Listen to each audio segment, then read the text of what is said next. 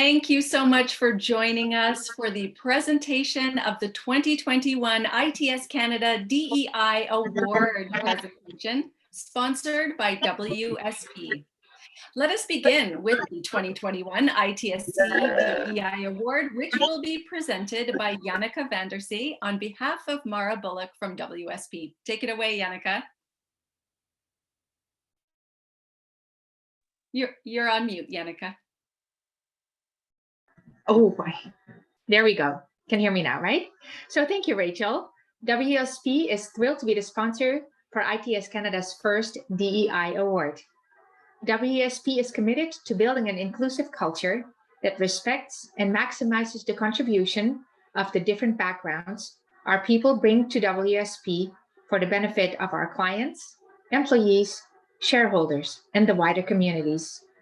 We believe that diversity is critical in building a culture of innovation, engagement, and performance. ITS Canada is an important organization to WSP, and we are happy to recognize and support diversity, equity, and inclusion initiatives as well.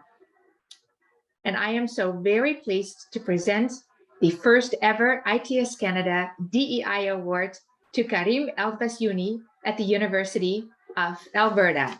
And here we go, hand over the virtual award. You got it? There you go.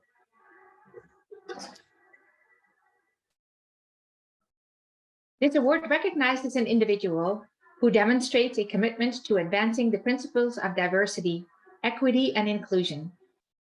Karim is an associate professor and inaugural City of Edmonton's Research Chair in Urban Traffic Safety at the University of Alberta.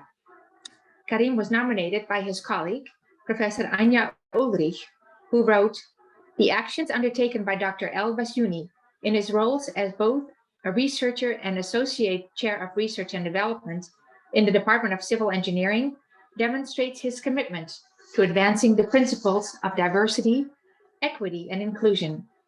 Karim, tell us a little bit more about how you created and continue to create a culture that values, supports, and promotes equity, diversity, and inclusion for your students and the research community.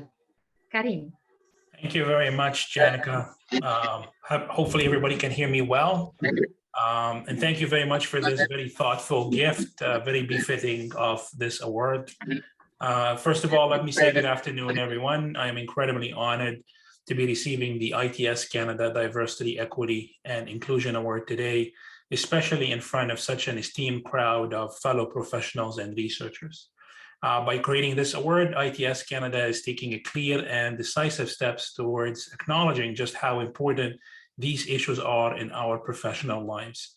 To be the very first recipient is truly a great privilege. I am also in debt to the chair of the Department of Civil and Environmental Engineering, Professor Ania Ulrich at the University of Alberta, for nominating me as an engineer and the first woman chair for the department. She herself is a passionate advocate of an expert on DEI issues within academia and the engineering profession. Recognition from Professor Ulrich is in itself a high praise. I also want to acknowledge the opportunities that the Faculty of Engineering has given me to pursue the ideas and initiatives, my ideas and initiatives in the area of DEI. Without any institutional willingness, change would not be possible.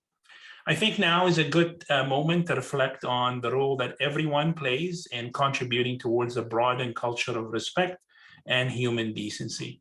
I don't believe I am unique in seeing the need to address diversity, equity, and inclusion. This is important to emphasize. Most people, I believe, have good intentions and genuinely consider every person, regardless of their background, gender, or sexual orientation, worthy of an equal voice in the engineering profession. But when taking up my new role as Associate Chair of Research in my department, I was surprised that the measures needed to expand representation and engagement were not yet in motion. So my first thought was, what can I do? After all, as Benjamin Franklin so famously said, well done is better than well said. The key, according to Franklin, is to turn these good intentions into actions. So I became an advocate for change by looking at what I could do things such as revising the department's administrative leadership structure and terms of reference to align with the university's DEI principles, advocating for a diverse representation on membership on committees and leadership positions, and consistently using my leadership role as a platform to raise awareness amongst my colleagues and my own students. By doing so, I want to not only make change, but also act as an example to others, challenging them to address these issues head on.